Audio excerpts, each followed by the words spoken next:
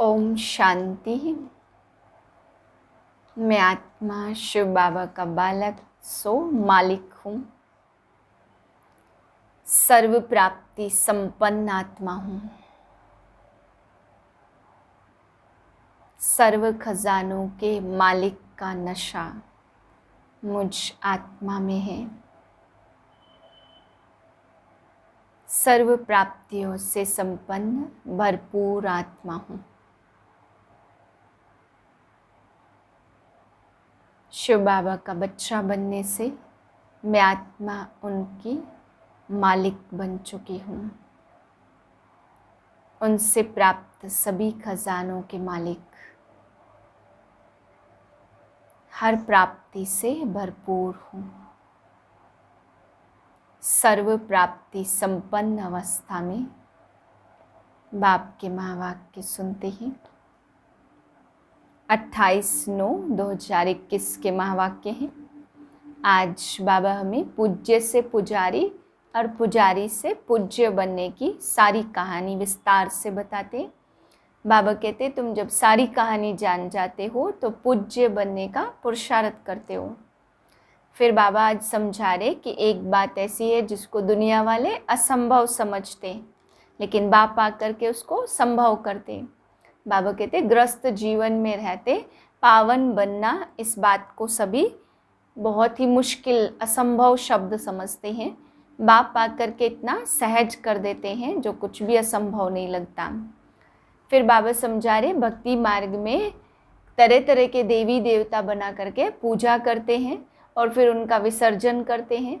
बाबा कहते जब तक उनके बारे में नहीं जाने, उनकी जीवन कथा नहीं जाने, वे कौन थे, कैसे थे, क्यों हम उनको पूजते हैं, ये नहीं जानते, पूज्य से पुजारी बनने की कहानी नहीं जानते, तब तक बाबा कहते ये सब गुड़ियों का खेल है, वेस्ट ऑफ टाइम है। फिर बाबा रावण के लिए समझा रहे कि रावण ने भी सारे भारतवासियों की बुद्धि को ताला लगा दिया है। बाबा कहते रावण जैसे ही आता है तो बुद्धि को ताला लग जाता है और सभी बेसमझ बन जाते हैं। तो बाप आकर के तुम सबकी बुद्धि का ताला खोलते हैं।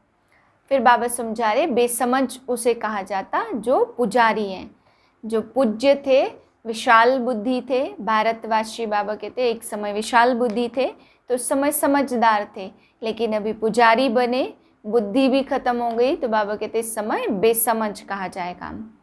फिर बाबा समझा रहे सबसे उल्टा काम भारतवासी ये करते कि मुझे सर्वशक्तिमान को कुत्ते, बिल्ली, पत्थर, ठिक्कर इन सब में कह देते हैं। इसलिए बाबा कहते सबसे ज़्यादा तो मुझे उल्टे बहुत नीचे गिरा देते हैं, इसलिए सबसे ज़्यादा उल्टे बनते भारतवासी इसी बात पर।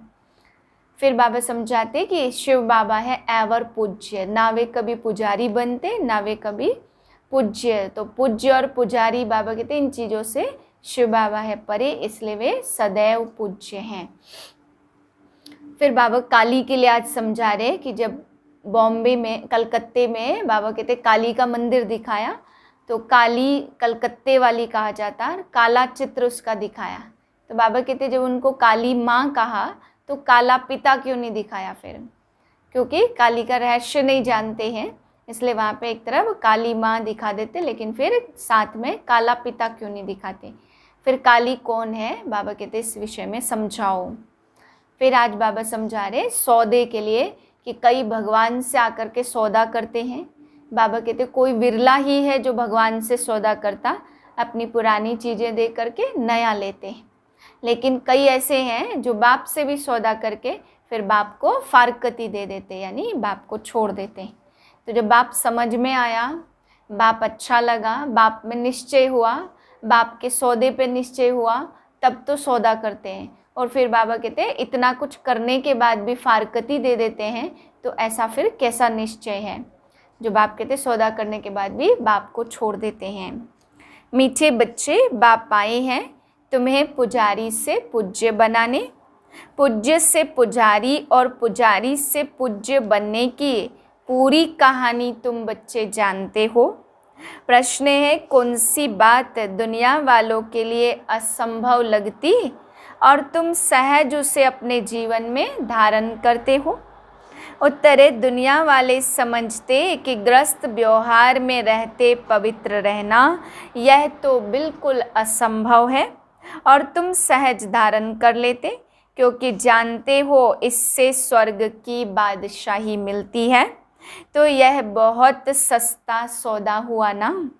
गीत है, यह कौन आज आया सवेरे सवेरे। ओम शांति। सवेरा और अंधियारा दुनिया के लिए बिल्कुल अलग है, वह तो कॉमन है। तुम बच्चों का सवेरा अनकॉमन है। दुनिया को पता नहीं अंधियारा और सवेरा किसको कहा जाता। वास्तव में यह अंधियारा और सवेरा कल्प के इस पुरुषोत्तम संगम युग पर होता है। अभी अज्ञान अंधियारा दूर होता, गाते भी है ना, ज्ञान सूर्य प्रगटा अज्ञान अंधेर विनाश। वह सूर्य तो रोशनी देने वाला है, और यह सूर्य है ज्ञान सूर्य की बात। भक्ति को अंधियारा और ज्ञान को रोशनी कहा जाता। अभी तुम बच्चे जानते हो सवेरा हो रहा है, तो भक्ति मार्ग का अंधियारा पूरा हो जाता। भक्ति को अज्ञान कहा जाता, क्योंकि जिसकी भक्ति करते उनका ज्ञान तो कुछ भी नहीं है, वेस्ट ऑफ टाइम होता। गुड़ियों की पूजा होती रहती, आधा कल्प से यह गुड़ियों की पूजा होती। पूजा जिसकी करते उनका पूरा ज्ञान भी चाहिए। देवी देवताओं का है पूज्य घराना, वही पूज्य फिर पुजारी बनते हैं। पूज्य से पुजारी और पुजारी से पूज्य बनने की कितनी लंबी चौड़ी कहानी है। मनुष्य तो पूज्य पुजारी का अर्थ भी नहीं समझते। परमपिता परमात्मा आते ही है संगम पर, जबकि अंधियारा पूरा होता सवेरा बनाने आते हैं। परंतु उन्होंने कल्प के संगम युगे के बदले युगे युगे लिख दिया। जब 4 युग पूरे होते तो पुरानी दुनिया पूरी हो, फिर नई दुनिया शुरू होती है, तो इसको कहेंगे कल्याणकारी संगम युग। इस समय सब नरकवासी है। जब कोई मरता है तो कहते स्वर्ग पधारा, तो जरूर नरक में था ना। यह कोई समझते नहीं कि हम नरक में हैं। रावण ने सबकी बुद्धि को एकदम ताला लगा दिया है, सबकी बुद्धि एकदम मारी गई है। बाप समझाते भारतवासियों की बुद्धि सबसे विशाल थी। फिर जब बिल्कुल ही पत्थर बुद्धि बन जाते तब ही दुख पाते हैं। ड्रामा प्लान अनुसार बेसमझ बनना ही है, बेसमझ बनाती है माया। पूज्य को समझदार और पुजारी को बेसमझ कहा जाता। कहते भी हैं हम नीच पापी हैं, परंतु समझदार कब थे यह पता नहीं पड़ता। रावण रूपी माया बिल्कुल ही पत्थर बुद्धि बना देती है। अभी तुमको समझ आई है कि हम ही पूज्य थे और हम ही पुजारी बने। अभी तुम बच्चों को खुशी होती है ना। बहुत दिनों से चिल्लाते आए कि हमको शांति मिले अथवा जन्म मरण से छूट जाएं, लेकिन इस माया की जंजीरों से मुक्त हो जाएं, यह ज्ञान भी किसकी बुद्धि में नहीं है। तुम जानते हो सीढ़ी उतरते आते हैं। सतयुग में तो फिर भी धीरे धीरे उतरते टाइम लगता। सुख की सीढ़ी उतरने में समय लगता, दुख की सीढ़ी तो जल्दी जल्दी उतर जाते हैं। सतयुग त्रेता में है 21 जन्म और द्वापर कलयुग में है 63 जन्म। आयु कम हो जाती है। अभी तुम जानते हमारी चढ़ती कला चपटी में हो जाती। गाते भी है ना जनक को सेकंड में जीवन मुक्ति मिली, परंतु जीवन मुक्ति का अर्थ ही नहीं समझते। एक जनक को जीवन मुक्ति मिली व सारी दुनिया को मिली। अभी तुम्हारी बुद्धि का ताला खुल गया है किसकी डल बुद्धि होती तो कहते परमात्मा इनको अच्छी बुद्धि दो। सतयुग में ऐसी कोई बात नहीं है। जो आत्माएं बहुत काल परमात्मा से अलग रहती उनका भी हिसाब है।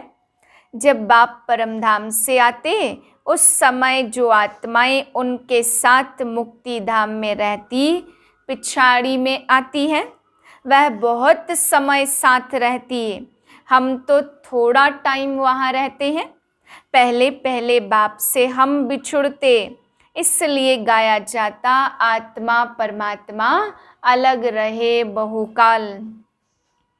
उन्हों का अब मेला होता जो बहुत समय से बाप से अलग रहे हैं।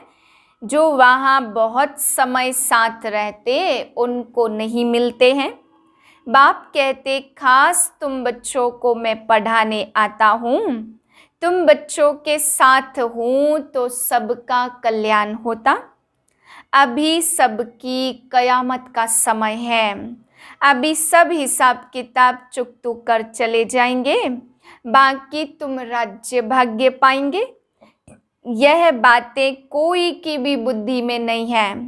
गाते भी हैं गॉड फादर लिबरेटर गाइड, दुख से लिबरेट कर शांति धाम में ले जाने के लिए गाइड बनते, सुख धाम के लिए गाइड नहीं बनते। आत्माओं को शांति धाम में ले जाते वह है निराकारी दुनिया जहाँ आत्माएं रहती हैं, परंतु वहाँ कोई जा नहीं सकता क्योंकि पतित है ना, इसलिए पतित पावन बाप को पुकारते हैं। खास भारतवासी जब उल्टे बन जाते तब बेहद बाप को ही कुत्ते बिल्ली पत्थर ठिक्कर में ले आते। बाप कहते मैं ड्रामा अनुसार अपने समय पर आऊँगा ना। किसका दोष नहीं है, सब ड्रामा के वश हैं, ईश्वर के वश नहीं है। ईश्वर से भी ड्रामा तीखा है। पहले सचखंड था फिर झूठ खंड कैसे बना यह किसको पता नहीं है। गीता किसने सुनाई यह भी भारतवासी जानते नहीं हैं। ड्रामा में नूद है आत्मा पुनर्जन्म में आते तमो प्रधान बन जाती, खाद पड़ जाती है। तुम जानते हो हम सच्चे जेवर थे अब झूठे बन गए हैं। जेवर शरीर को कहा जाता, शरीर द्वारा ही पार्ट बजाते हैं। हमको कितना लंबा 84 का पार्ट मिला हुआ है। देवता क्षत्रिय वैश्य आपे ही पूज्य तो आपे ही पुजारी तुम बनते हो। मैं अगर पूज्य फिर पुजारी बनूं तो तुमको पूज्य कौन बनाए।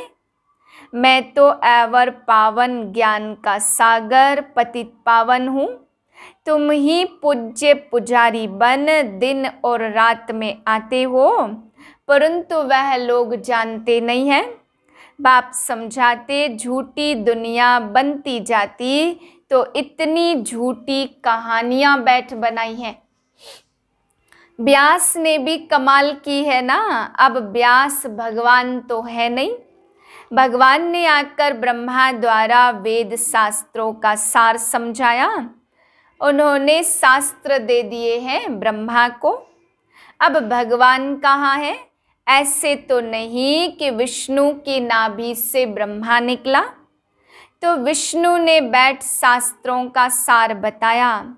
नहीं, ब्रह्मा द्वारा समझाया।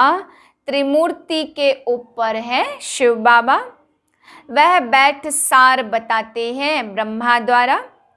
जिनके द्वारा समझाते वही फिर पालना करेंगे। ईश्वर के रचे हुए यज्ञ की तुम संभाल करते हो। इस ज्ञान यज्ञ में सारी पुरानी दुनिया स्वाहा हो जानी है, इसलिए इनका नाम रखा है राजस्व अश्वमेध अविनाशी रुद्र गीता ज्ञान यज्ञ। राजाई प्राप्त करने के लिए बाप ने यज्ञ रचा। वह यज्ञ रचते तो मिट्टी का शिव और शालिग्राम बनाते हैं। उत्पत्ति कर पालना कर फिर खलास कर देते हैं। देवताओं की मूर्तियां भी ऐसे करते रहते, जैसे छोटे बच्चे गुड़ियों का खेल करते, ऐसे यह भी करते हैं। अभी तुम मृत्यु लोक से अमर लोक के लिए पढ़ रहे हो। यह तुम्हारा मृत्यु लोक का अंतिम जन्म है, तो बाप आते हैं अमर लोक स्थापन करने। एक पार्वती को कथा सुनाने से क्या होगा? अमरनाथ शंकर को कहते, उनको पार्वती दे देते हैं। अब शंकर पार्वती स्थूल में आ कैसे सकते, जबकि उन्हों को सूक्ष्म वतन में दिखाया। अभी तुमको समझाया, जगत अम्बा जगत पिता लक्ष्मी नारायण बनते हैं। तो लक्ष्मी नारायण फिर 84 जन्मों के बाद जगत अम्बा और जगत पिता बनते। वास्तव में जगत अम्बा है पुरुषार्थी और फिर लक्ष्मी है पावन प्रारब्ध। महिमा जाजती किसकी है?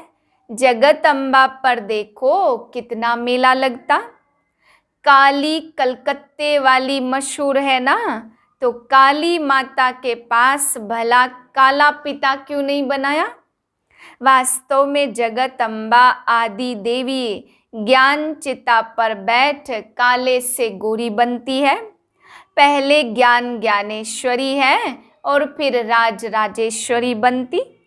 तुम यहाँ आए ईश्वर से ज्ञान लेकर राज राजेश्वरी बनने। लक्ष्मी नारायण को राज्य किसने दिया? ईश्वर ने। अमर कथा सत्यनारायण की कथा बाप ही सुनाते हैं। सेकंड में जिससे नर से नारायण बनते। अभी तुम बच्चों के कपाट खुल गए कि काम महाशत्रु है। कहते हैं ग्रस्त व्यवहार में रहकर पवित्र रहना असंभव है। समझाया जाता बाप स्वर्ग का रचयिता, तो जरूर वह अपने बच्चों को स्वर्ग की बादशाही देंगे। तो स्वर्ग की बादशाही पाने के लिए एक जन्म तो पवित्र रहना पड़ेगा। तो यह सस्ता सौदा हुआ ना। व्यापारी लोग इस बात को अच्छा उठाएंगे, क्योंकि व्यापारी लोग दान भी करते हैं, धर्माऊ भी निकालते। बाप कहते यह सौदा कोई विरला करते हैं, कितना सस्ता व्यापार है। फिर भी कई हैं जो सौदा करके फिर फारकती दे देते। यह नॉलेज बाप के सिवाय कोई भी समझा न सके। सागर एक ही है, वही समझाते हैं। जो पावन पूज्य था वह 84 जन्म के अंत में पुजारी बना है। इनके तन में मैंने प्रवेश किया। प्रजापिता तो यहाँ होगा ना। अब तुम पुरुषार्थ कर फरिश्ता बन रहे हो। अब भक्ति मार्ग की रात के बाद ज्ञान अर्थात दिन होता। तिथि तारीख तो है नहीं। शिव बाबा कब आया किसको भी पता नहीं है। कृष्ण जयंती धूमधाम से मनाते, शिव जयंती का पूरा तो किसको भी मालूम नहीं है। अच्छा, मीठे मीठे सिकिलदे बच्चों प्रति माता पिता बाप दादा का याद प्यार गुड मॉर्निंग। रूहानी बाप की रूहानी बच्चों को नमस्ते। हम रूहानी बच्चों की रूहानी बाप को नमस्ते। धारणा के लिए है पहली पॉइंट, इस कल्याणकारी युग में एक बाप से ही सच्ची सत्यनारायण की कथा अमर कथा सुननी है। बाकी जो कुछ सुना उसे भूल जाना है। दूसरी पॉइंट है, सतयुगी बादशाही लेने के लिए इस एक जन्म में पवित्र रहना है, फरिश्ता बनने का पुरुषार्थ करना है। वरदान है, बालक सो मालिकपन की स्मृति से सर्व खजानों के अधिकारी प्राप्ति संपन्न भव। हम बाप के सर्व खजानों के बालक सो मालिक हैं। नेचुरल योगी, नेचुरल स्वराज्य अधिकारी। इस स्मृति से सर्व प्राप्ति संपन्न बनो। यही गीत सदा गाते रहो कि पाना था सो पा लिया। खोया पाया यह खेल नहीं करो। पा रहा हूँ यह अधिकारी के बोल नहीं। जो संपन्न बाप के बालक सागर के बच्चे हैं वह नौकर के समान मेहनत कर नहीं सकते।